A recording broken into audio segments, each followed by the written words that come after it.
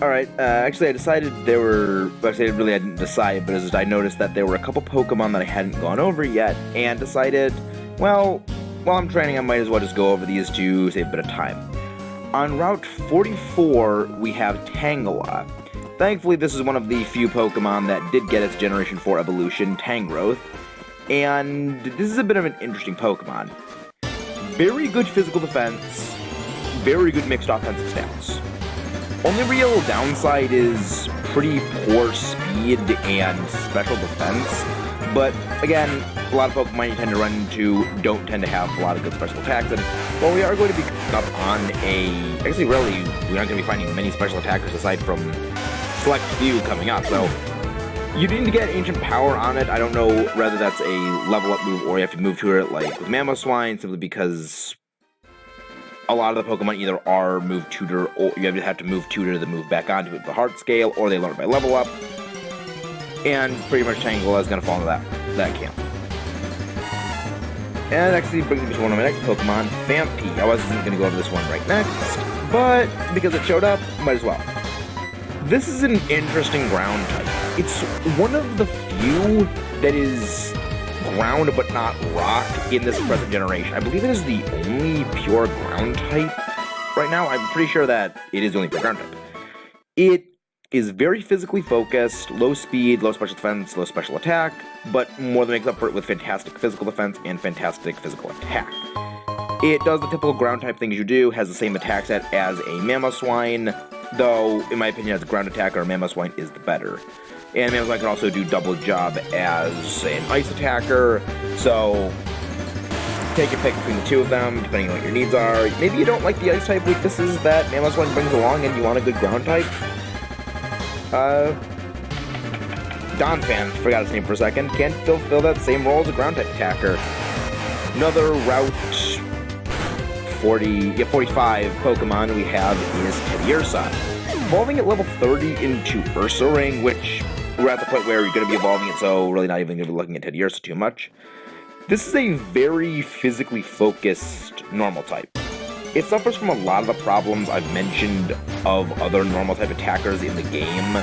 Don't get the same type of attack bonus or type effectiveness at the same time, so you have to choose between stab for neutral damage or super effective non-stab moves.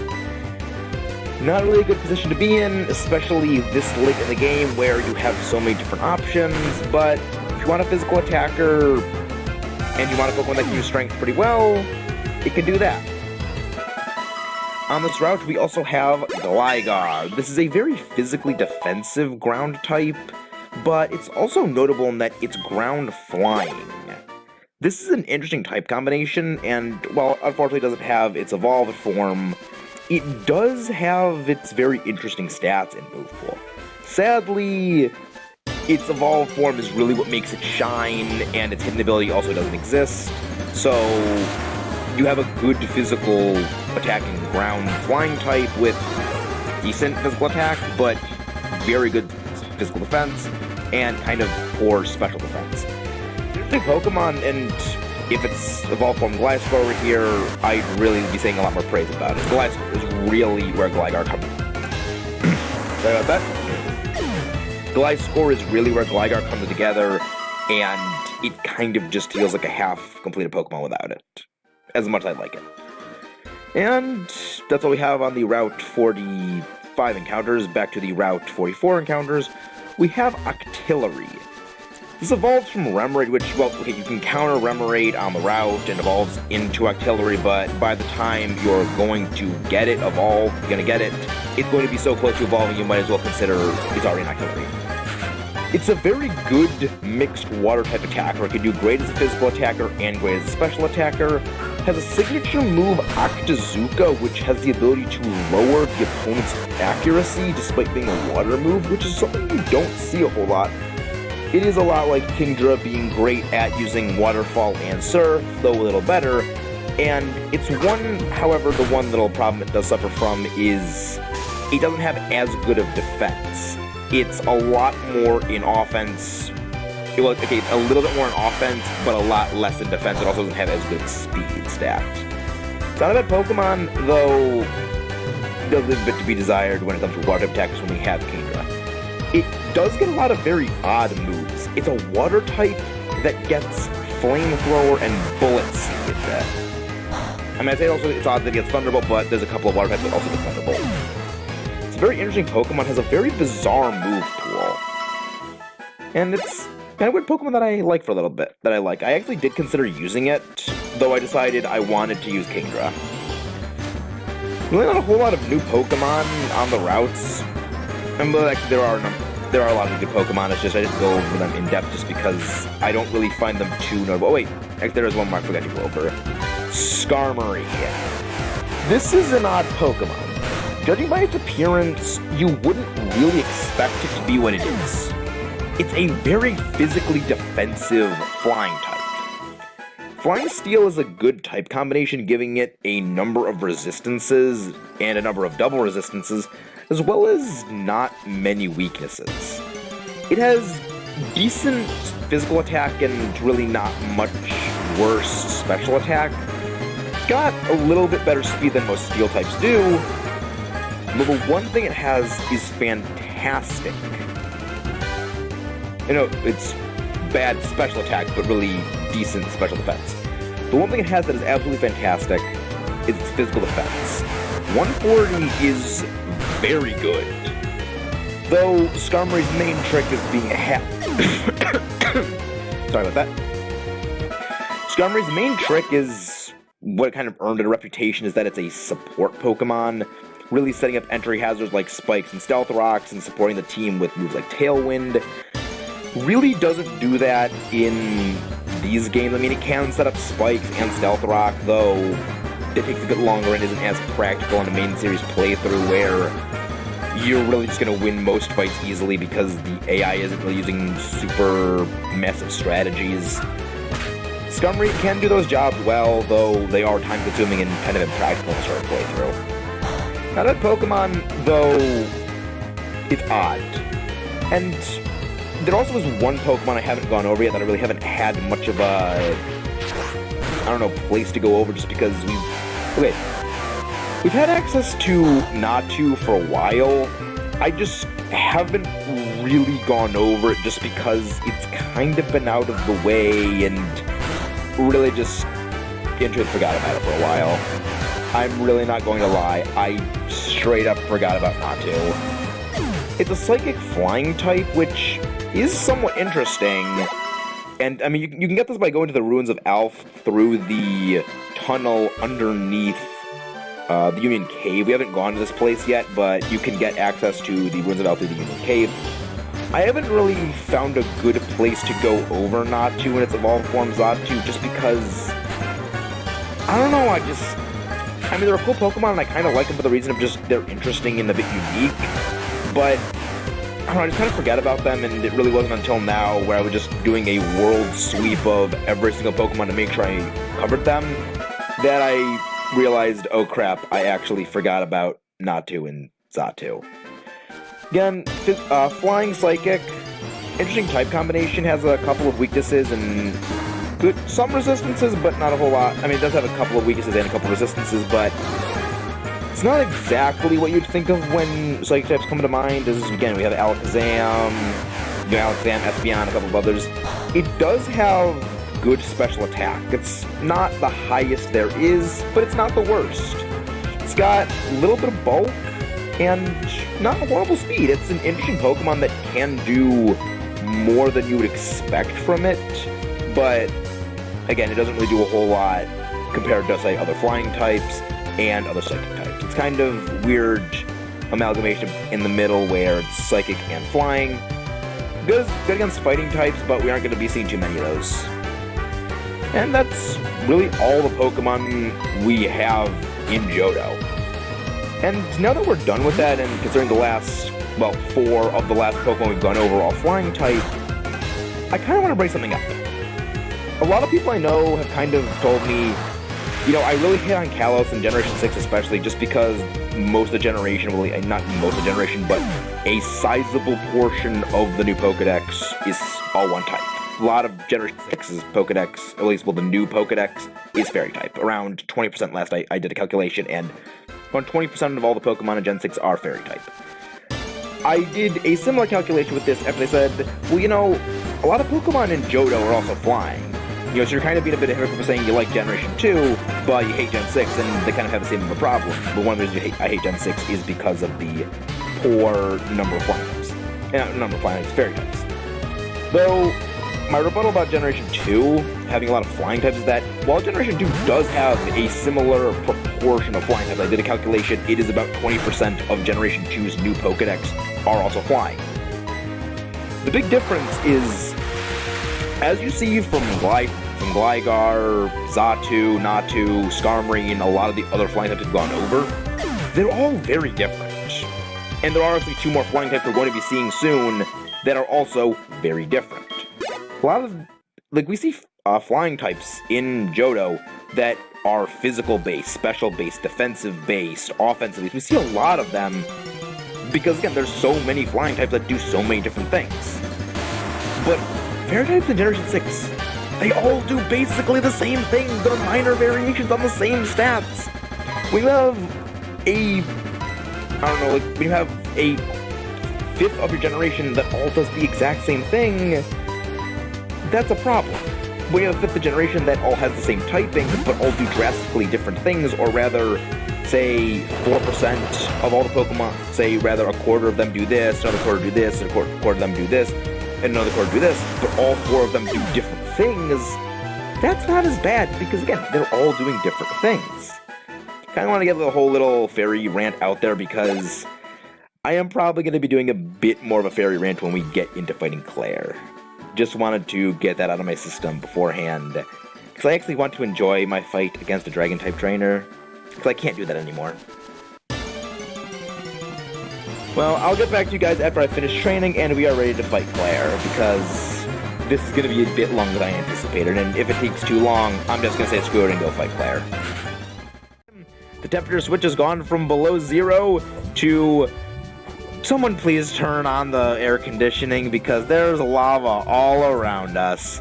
We made it to the Blackthorn City Gym, and have learned there's dragons in these parts.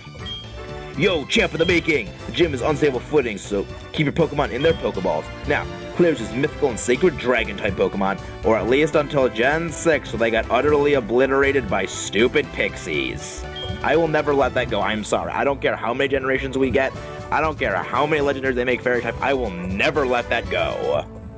You can't damage them very easily, again, until Fairy type. I'm probably just going to be getting all my Fairy type bitterness out here right now, and probably as a consequence of that, I'm not going to use Callion in this battle. I'm sorry, I won't. I may like Togekiss, it's the only Fairy type I actually like from this point in the series, but they're dragons. I'm sorry, they're dragons. Nothing to compete with them. But you know, they're supposed to be weak against Ice-type moves. And also themselves, and stupid pixies. So, the mechanic of this gym, I really like this. It's a bit clever in, it's a puzzle, but not really the most sensible one. You have to step on these arrows to make it move, and then step on the circle to rotate the platform. Again, I'm going to battle all these trainers off screen, just solve the puzzle first. And of course, get unlucky. Your first battle against dragons, I'll show you how tough they are. I actually kind of want to leave this in just because I want to show off some of these trainers here. Trained by Ace Trainer Paulo. That's name. Dratini. Aw, that's so cute. Yes, these Pokemon are kind of high-leveled. So, I actually might off-screen train a bit because I know Clair's high-leveled. She is a Pokemon trainer that, at least for me, most people in the Johto games know Whitney as the one that haunts their nightmares for being annoying and difficult. I beg to differ. Clair is that for me. And Dragon Rush, of course. Yeah. Again, I remember when I said, of course I flinched. I remember a while ago when I said, yo, really, Dratini isn't that good because it's kind of got low stats and everything, and even with Dragon Rush, it's kind of not going to do much, and of course I get hit by that, but that was a super effective hit on me. That is how much damage that did when I am lower leveled than it. That kind of proves my point, what I was saying when Dratini really, of course, and I get knocked out by Dratini when I'm kind of saying it's not that good, of course. Again, Dratini is a bit of an annoyance to raise, and again, the special one is coming up, and yet I get completely obliterated by it. I am not going to use you even though I like you, Callian. But I kind of was going to say, oh, Dratini's not good, and I just get utterly destroyed by it. I guess you should probably use Night Slash and just test out that move, and come on! You have a 1 in 4 chance of missing! Miss already! But yeah, that's also... Okay, critical pass. Oh yeah, it's all the buff critical, it's okay. But yeah, Dratini, it has... But even then, again, that goes what I'm saying, is that was a super effective hit on a very powerful dragon move. It did nothing... Comparatively, that really didn't do much. If I wasn't weak to that, that would have done next to no damage comparatively. It would have barely scratched Kingdra. Yeah, Kingdra. I get Kingdra and Seadra mixed up. Switch.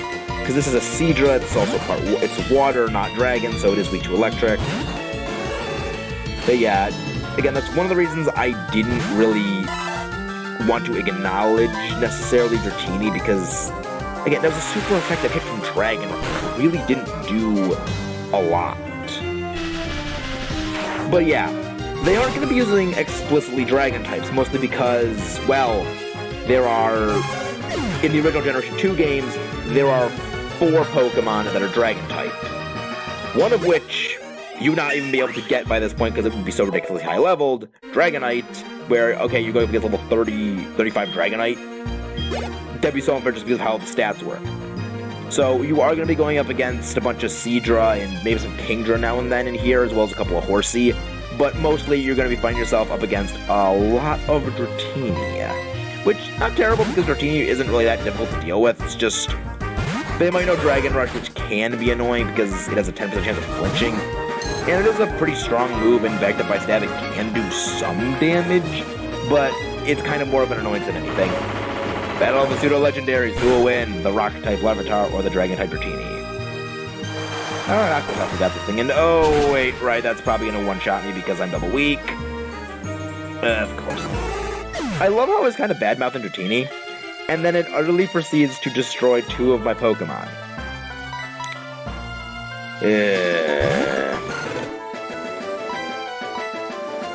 That's not good.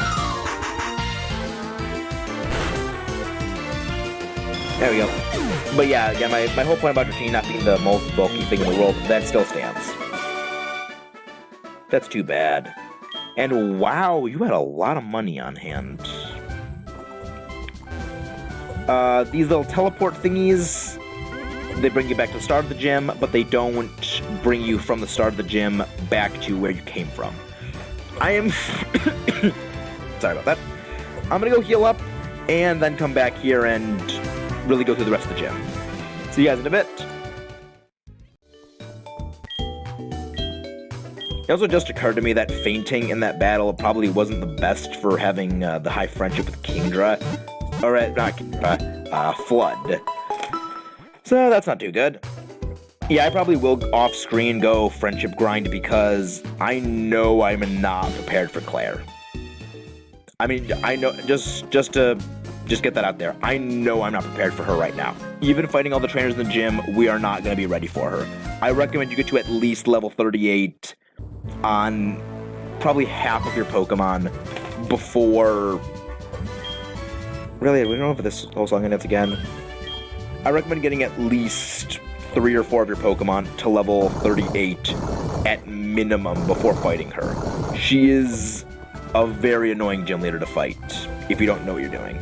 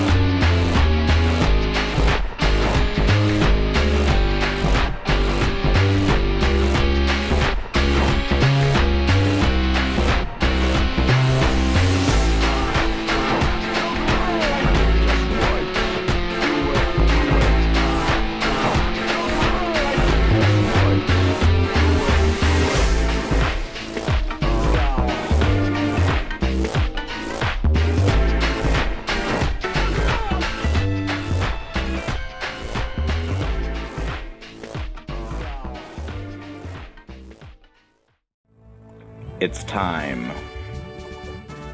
Not to duel. Well, kind of. I'm Clair.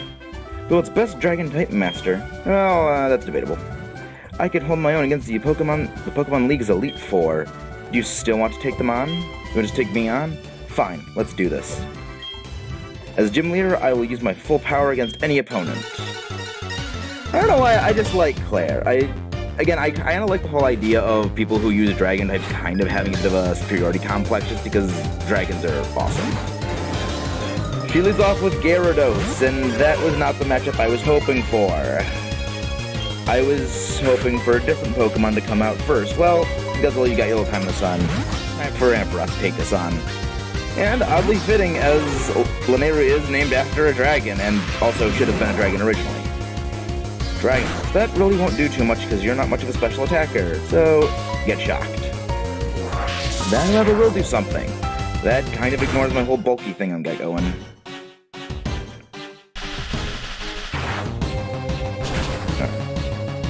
Yeah. And also, level 38. That is her lowest level. Just let that set the tone of the battle. That's good experience. Dragonair. Well, Megalon, you're up.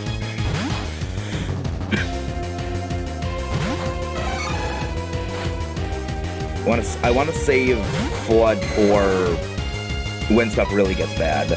Also, off screen, I gave Megalon Knife Slash. I decided to get rid of Strength and just give it Knife Slash. I may or may not have shown that video. Crud. I wish I had Guts right now. That would have been so helpful. Also, I pretty much have the final moveset I want on Megalon. Just when I get Mega Horn, I'll replace Aerial Ace. Go Brick Break. I don't know why I went for Night Slash.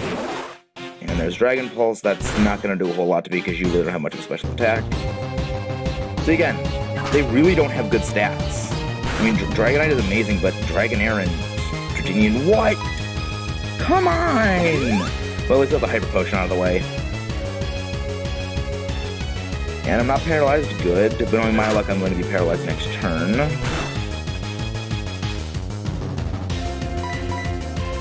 Dragon Pulse again. Is that pretty much all you have in terms of Dragon moves? Because that's kind of bad. The Dratini line is really more physical based, which why Dragon Ball doesn't really work well on them. And Dragonair is down.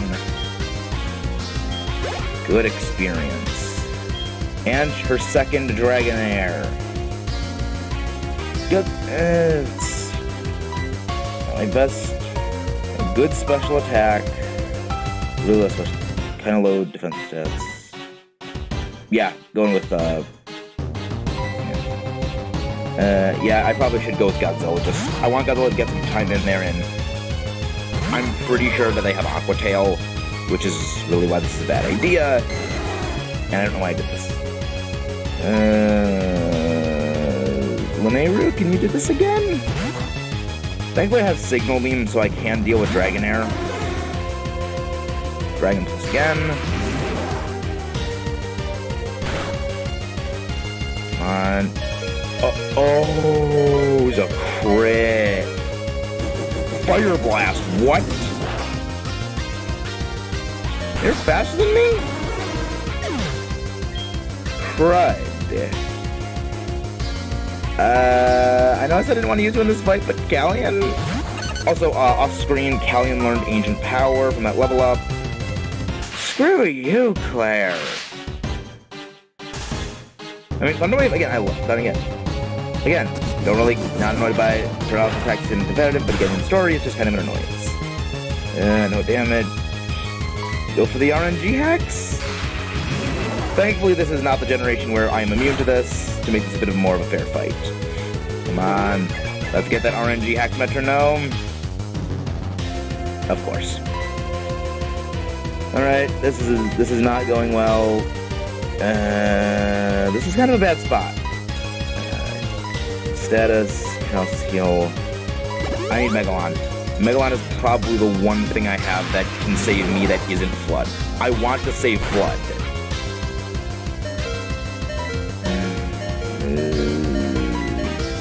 Dragon Pulse again. Sorry, Callion. It's nothing against you, it's just I don't like Fairy, and Dragon really should be the best it is. Alright, knowing my luck, you're going to paralyze me again. Oh, we were faster, wow.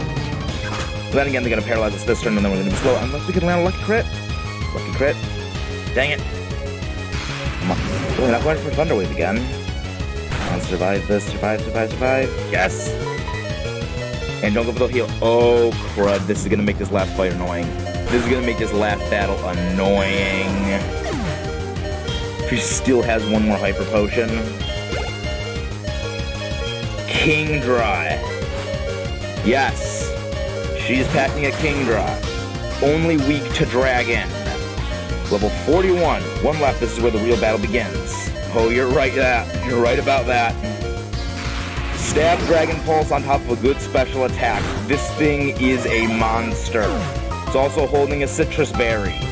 This is why I think this fight is kind of unfair, because that thing is kind of fast. Well, not kind of fast. It's rarely fast. It's really fast, comparatively, and it has great stats all around. Come on, tank the Dragon Pulse. Tank the Dragon Pulse. You can do this. Oh, that hurts. Yeah, this is why I think this fight is kind of unfair, because this Kingdra is a monster. Pride! Hydro Pump, really? Yeah, there's no way we're surviving that. Yeah, that's what I mean. This fight is hard, and for a similar reason, the Miltank fight is hard with Whitney. This fight is also hard. The only difference being, in that fight you get type effectiveness and you're not weak to it. Well, only got one option, and we're dead. Really, really bad run of this fight, but that kind of goes. Wait, what? Yeah, there's no way we're gonna KO you unless we get a critical hit on Twister. No way. Yeah, even if we got a crit, there was no way we would have won. It's not good. Looks like I still have a lot more training to do. That sucks. Yeah, this fight is hard. Yeah, that Kingdra. That is the real killer. That's why I recommend you go and train up. And speaking of training, I have to go spend a lot more time actually training because, well, that was not a good fight. I think it's time to end off the video here. It's gone on long enough, and kind of want to get this out before the endless grind overtakes everything. See you guys next time when we hopefully beat Clair.